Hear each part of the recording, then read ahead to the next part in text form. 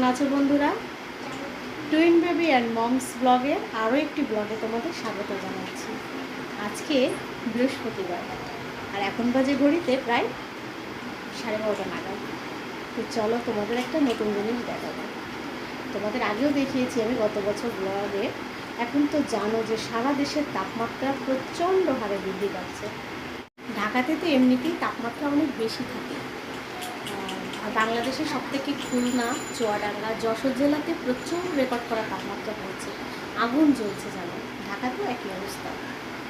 তো ভাবলাম আমি যখন প্রতি বছর তোমাদের এই ভিডিওটা শেয়ার করি, আমি প্রচণ্ড তাপদাহতে আমরা ডিম ভাজি। গত বছর আমি দেখিয়েছিলাম তোমাদের ডিম ভাজি করে, দেখিয়েছিলাম ছাদে রোদে কীভাবে ডিম ভাজি হয়। প্রচণ্ড খরা, মানুষই শুকিয়ে যাচ্ছে, মানুষই ভাজি হয়ে যাচ্ছে আর কি। আর ডিম একটা ভাজি হবে না, এটা কি হলো নাকি? চলো, তো অনেকে তো শুনছি মাছ ভাজিও করছে। তো জানি না মাছ ভাজি কী করে হয়, আমার অভিজ্ঞতা নাই। তো ডিম ভাজির অভিজ্ঞতা আমার আছে, তোমরা থাম্বনেল থেকে বুঝতে পারছো।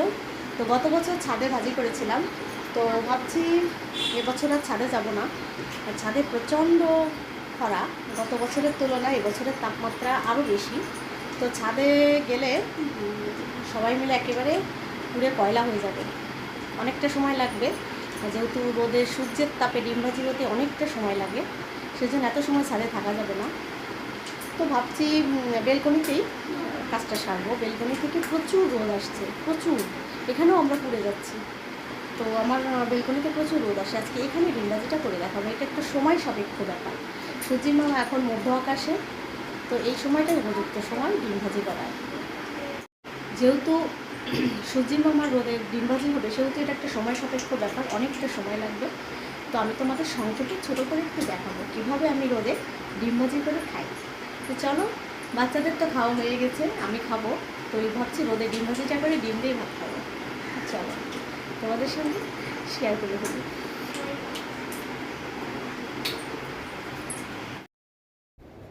এই যে বন্ধুরা, সেই শুভক্ষণ, আমি ফ্রাই প্যানটাকে ভালো করে গরম করে নিয়েছি, গরম করতে দিয়েছি কিছু সময়। তো আমি নিচেটা একটু ছায়া পড়ে, এই জন্য আমি ভিতর দিয়ে হাত বাড়িয়ে বাইরে দেবো কিছু সময়, অনেকটা সময়। কিন্তু ফ্রাই প্যানটা গরম হওয়া লাগবে, নাহলে কিন্তু হবে না। তো দেখো আমি হাত বাড়িয়ে, এক হাতে ক্যামেরা তো, এই জন্য আমি হাত বাড়িয়ে বাইরের দিকটায় প্রচণ্ড খরাতে রোদে আমি এটাকে গরম করতে দিলাম। ঠিক আছে, তো এটা ভালো গরম হলে তারপরে তেল দেবো। ডিম আমি রেডি করে রেখেছি, তারপরে দেখি কি হয়। সবাই তো ডিম ভাজে, মাছ ভাজি করছে, আমি পারবো না? তো আমিও একটু চেষ্টা করি। তো দেখো, তো আমি তেল দেবো ফ্রাই প্যানে। তো ভাবছি তেল ওখানে দেওয়া যাবে না, যেহেতু আমার এক হাতে ক্যামেরা আছে। তো আমি ফ্রাই প্যানটাকে নিচে নামিয়ে তাই তেল দিচ্ছি। নিচে নামিয়ে রাখি, এখানেও রোদ পাচ্ছে কিন্তু একটু ছায়া পড়ছে এই যে রেলিংগুলো, এই জন্য। তো এখানেই আমার সব শুকিয়ে যায়, মানে কিছু একটা দিলে 1 ঘন্টা লাগছে না, মানে তার আগেই শুকিয়ে মচমচে হয়ে যাচ্ছে আমার বেলকনিতে, এরকম একটা অবস্থা। আর ছাদে মারাত্মক অবস্থা থেকে ভয়তে আর যাচ্ছি না। তো যাই হোক, নিচে রেখে এবার আমি তেলের বোতলটা আনলাম, তারপর আমি এখন তেল ঢালবো।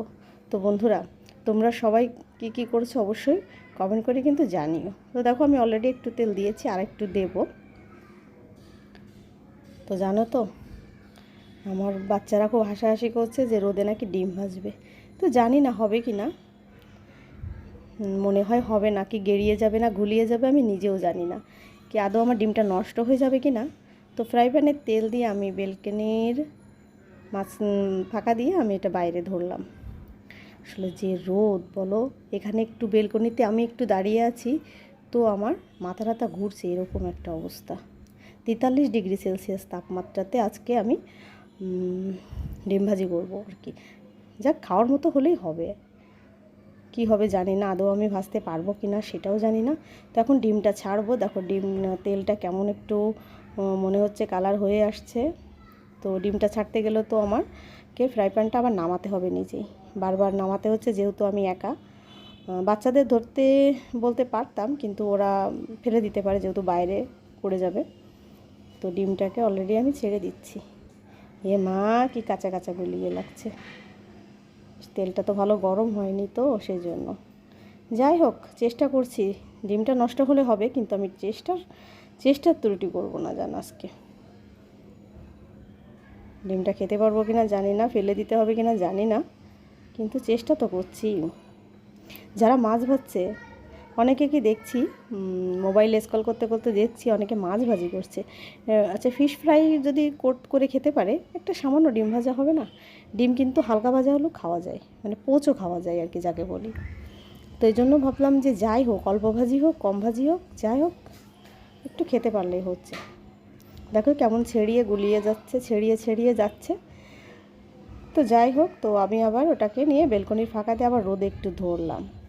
এটা না বেশ খানিকটা সময় ধরে রাখতে হবে। যাই হোক, যখন মনে করেছি আজকে রোদে ডিম ভাজবো তো ভাজবোই, যাই হবে। তবু দেখো, এই যে দেখো, দেখেছো, ডিম কিন্তু একটু অল্প ভাজি হলেও খাওয়া যায়, অনেকে খেতে পারে। যেহেতু অনেকে হাফ বয়েল বা একটু কম খায়, পোচ একটু কাঁচা কাঁচা খায় অনেকে, তাই আমি অবশ্য খেতে পারি না ওরকম কাঁচা কাঁচা, আমি একটু ভালো ভাজি না হলে খেতে পারি না। তো এখন ডিমটা উল্টিয়ে দেওয়ার চেষ্টা করব আমি, হ্যাঁ। যাই হোক, ছিঁড়ে উড়ে যাই হবে হোক, সেটা দেখার দরকার নাই, জাস্ট শুধু একটু উল্টাবো। তো আমি একটা কাঠের খুন্তি এনে একটু উল্টানোর চেষ্টা করলাম, তো অবশেষে পারলাম। তারপরে আমি আবার রোদে ধরছি ভালো মতো, ভালো মতো ভাজি হলে তারপরে উল্টাবো, না হলে ছিঁড়ে ঘুরে যাবে। তো মনে হয় কাজ হচ্ছে, রোদে কিছু একটা কাজ হচ্ছে। তো অনেকটা সময়, তোমাদের তো আমি তাড়াতাড়ি সংক্ষেপে দেখাচ্ছি, কিন্তু আমি অনেকটা সময় অপেক্ষা করেছি। যখন বললাম তো আমার মাথা টাথা ঘুরছে রোদে, খুব মাথা টাথা ঘোরাঘুরি করছে, কিন্তু অনেকটা সময় রোদে দাঁড়িয়ে আছি শুধু রোদে ডিম ভাজা খাবো বলে, তোমাদের সঙ্গে সেটা শেয়ার করব বলে।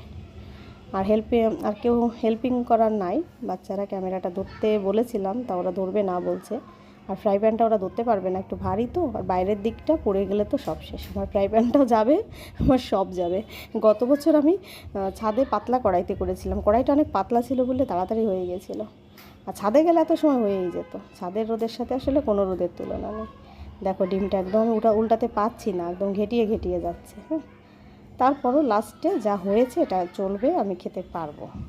দেখো উল্টাতে পারছি না, তারপরে যা হয়েছে খাওয়া চলবে অবশ্যই। তো বন্ধুরা দেখো, আমি যা ডিম ভাজি করলাম, যেটুকু পারছি করছি রোদে, এই যে দেখো। এখন আমি আরেকটু রোদে ধরবো, হ্যাঁ, একদম লাস্ট ফিনিশিং। তো এখন আমি ভাত খেতে যাব, এটাকে এই ডিম ভাজিতে এখন ভাতটা খাবো। দেখো খারাপ হয়নি একেবারেই কিন্তু, হ্যাঁ। এর থেকে আর কত ভালো হবে বলো তো? যাও, গেড়িয়ে গুলিয়ে ছেঁচিয়ে দেলিয়ে যাও হলো ডিম ভাজিটা, কী বলো? তা তোমরা অবশ্যই কেমন লাগলো কমেন্ট করে জানিও, অবশ্যই একটা লাইক দিও, আর অবশ্যই পারলে শেয়ার করে দিও কিন্তু, হ্যাঁ। তো আজকে আসি, টাটা, দেখা হবে পরবর্তী ব্লগে।